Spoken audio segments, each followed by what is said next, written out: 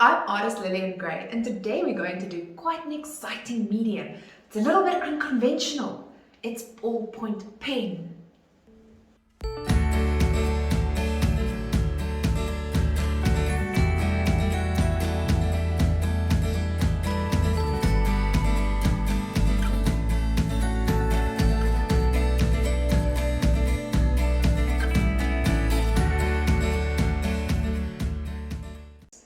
Today I am using Big Pen. It's always been my favorite. Since I've been a girl at school, I used to doodle all the time in my school books, and I always used to draw these. So you get them in black and blue, and there's various other colors. Today I'm going to use blue so people immediately recognize that it's ballpoint pen that I've used. Often when I've used black, people tend to think it's fine liner or I cheated somehow or printed it or whatever. But with blue, they just don't question and they just go, wow, it's ballpoint pen. So that's what I'm going to use. I've got a set of 3. They're really, really cheap and affordable. So you can do this anytime, anywhere. I am using just a plain cardstock paper. It's a bit thicker than printing paper, but it's just a cheap old paper. The most important thing, it has no grain, it's got no bumpy surface, it's got no funky texture. It's just cheap, plain printing paper. Smooth as a baby's bottom.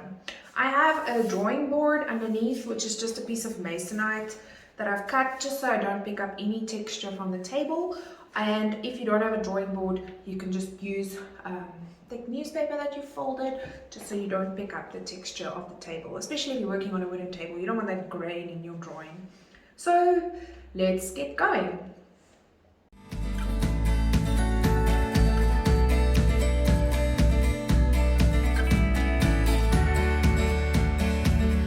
There are various techniques that you can use when working with a ballpoint pen. Some of the most common ones are parallel hatching, which are fine lines that's parallel to each other. Cross hatching, that's when we crisscross lines over each other at various degrees and angles. Basket weave, which is a staggering of short lines grouped together. Contour hatching, which follows the form of the object. Stippling, which consists out of a lot of tiny little dots grouped together. And then there's the basic gradient, going from dark to light. I would encourage you to do some medium exploration before you start. Medium exploration is when you play around with a specific medium, such as watercolor, oil paints, pen, or pencils, exploring various mark-making techniques. Step 1 is to plan properly.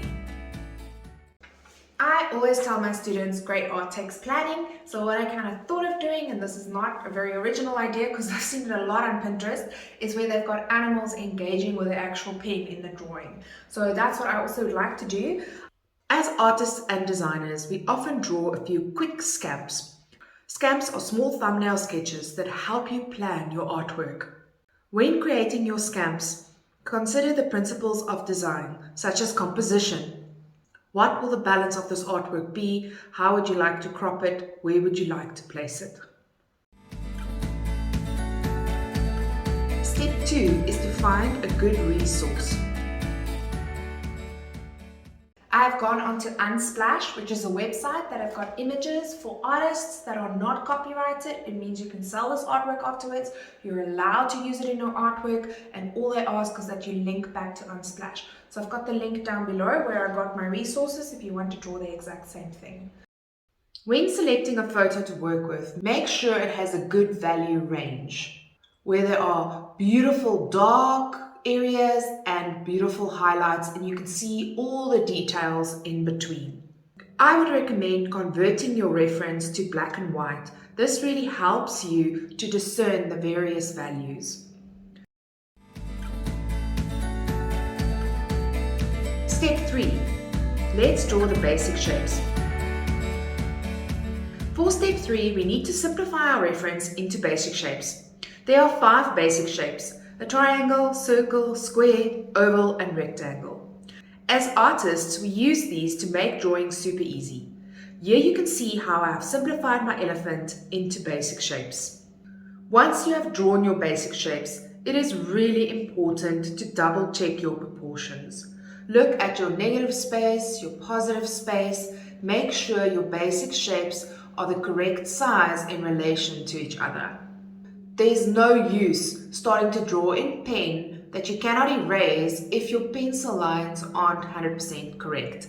The drawing is the foundation of your artwork, and you want to build on a solid foundation. The first thing I'm going to do is to draw my elephant onto my paper. There are various ways all of you can transfer the image onto your drawing if you're not good with drawing and getting the proportions 100% correct. So you can transfer. A way to transfer is you take a 6B pencil or a very dark pencil, you scratch at the back of your page, you flip it around, you trace, and the image will be transferred onto your paper. I'm not going to do that because I want the elephant to be a little bit bigger.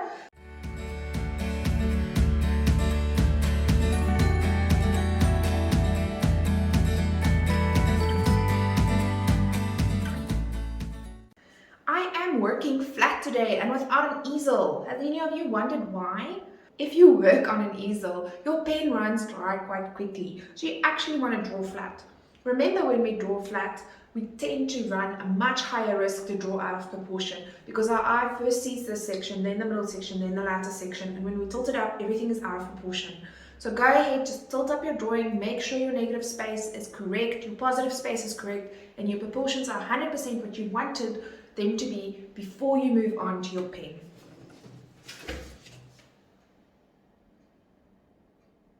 Looks good. Step 4. Let's do the outline now in pen. I've started making my outlines and just committing to where all my outlines are for my elephant. Once you've done your outlines, you can really now take your eraser and actually start erasing the lines you no longer need.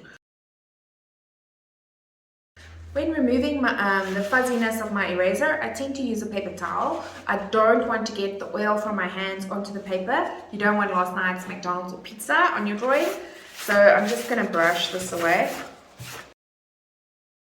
I am also just going to keep this paper towel here to put underneath my hand when I'm drawing. The reason is if my hand gets sweaty or my hand cream or maybe the hand sanitizer that's on my hand goes off into my page, the paper towel will catch it and absorb it. It won't go onto my drawing. Once I have finished my basic outline, I am now applying line quality. Line quality is when we make our lines visually interesting by adding thick areas, thin areas, dark areas, light areas. So I'm really considering what my outline should look like and not just leaving it a boring plain line. Step 5. Let's add the texture to our elephant. Art is a visual language. If you draw a flower, people in Japan will know that it's a flower. People in Mexico will know that it's a flower. People in America will know that it's a flower. We all speak the language of art. So as artists, you need to communicate with whatever is in your hand, whether it's a brush, a pen, or a pencil. You need to tell the viewer how the surface feels. As artists, we create the illusion of texture when working on a 2D surface. So let's analyze the reference of our elephant to see if we can spot various textures. The tusks are smoother than the rough, coarse skin on the trunk. And even though the ear is also covered in the elephant's skin, the ear is much smoother than the skin on the trunk. The eyes are a completely different texture. So I am going to assign a different mark-making technique for all these different textures. For the tusk, I am using parallel hatching. For the coarse skin on the trunk, cross-hatching. For the ear, I will switch back to parallel hatching, but using long, smooth lines instead of the short lines on the tusks. I'm also combining that with contour hatching here and there, following the folds in the flaps of the ears.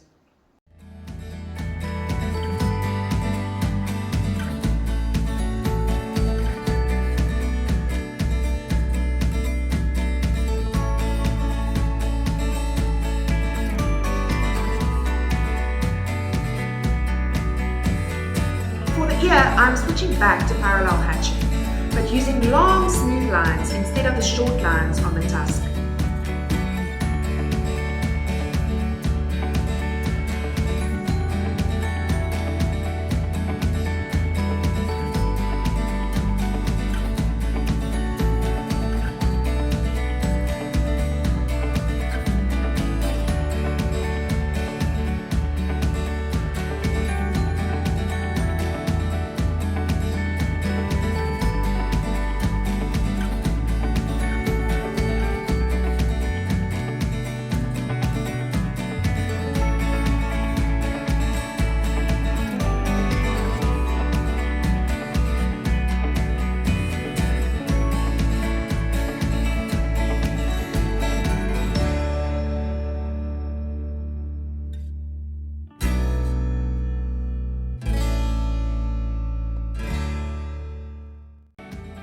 If you ever feel overwhelmed by your reference, getting lost in all the little details, fold it or create a viewfinder.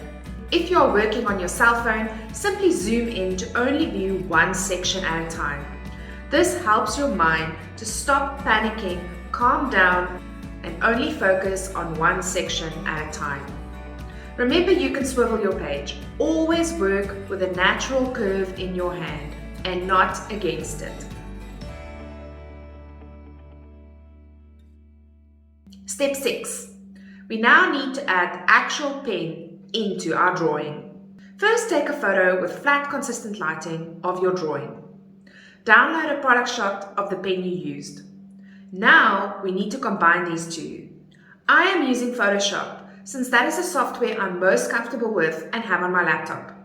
If you do not have Photoshop, don't panic. There are great cell phone apps available that work really well. At our art school, our teens use the app called Graphionica to create digital collages. It's easy to work with.